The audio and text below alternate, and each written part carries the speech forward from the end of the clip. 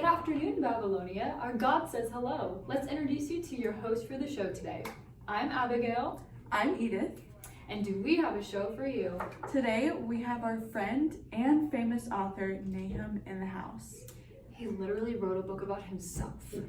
Come on in, Nahum. So Nahum, tell us where you're from. I'm from the town Elkosh. It's around Galilee. I'm just gonna pretend like I know where that is.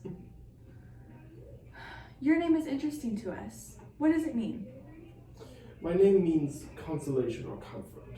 God used me in order to bring comfort to the people in the good dark times. Wow, that's so deep and meaningful. Do you write poetry? Abigail. So sorry about her, Nahum. Let's go ahead and talk about your published book. Around what time was it written?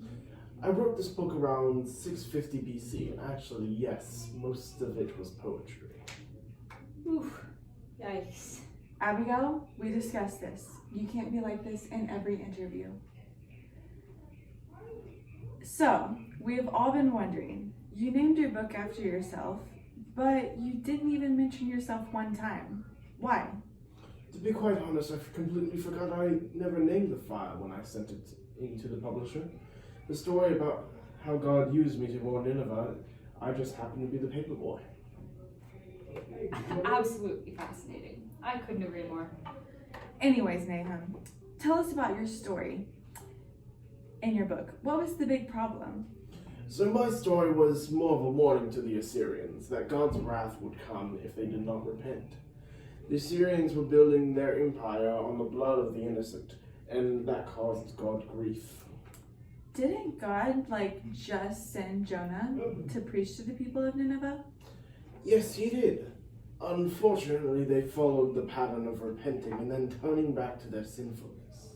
So, he spent 3 days in the belly of a whale for no reason? I'm gonna agree with you on that one, Abigail. So, Nahum, what would you say the two main sins of the Assyrians were? The first sin was an act against God, which was their pride, and the second was an act against the people, which was their cruelty and the oppression of the innocent. These two prides usually go hand in hand. When there is pride against God, there is cruelty towards other people. So, you could say that God judges to punish the pride and to protect people. That is exactly what I was thinking. So, tell us about the actual destruction of Nineveh. What did that look like? Well, they pretty much lost everything. The Babylonians rebelled against the Assyrians in a massive invasion. They captured Nineveh and even got inside the palace. Nothing could protect the Assyrians from God's judgment. The Babylonians completely annihilated the Assyrians. That's pretty intense. The important thing to remember in all of this is that God is slow to anger and completely in control of his wrath, and that his wrath arises from his love. He will never punish the innocent with the guilty. That is true. I mean, you did say in your first chapter that God cares for those who take refuge in him. So, to wrap this thing up, how would you summarize your book in one sentence?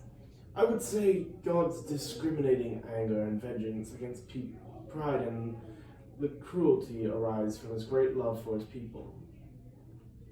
Well, there you have it. God takes care of his people and doesn't let the evil go unpunished.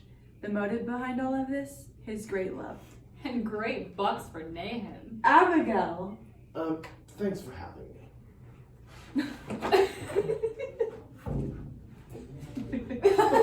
You really walked out?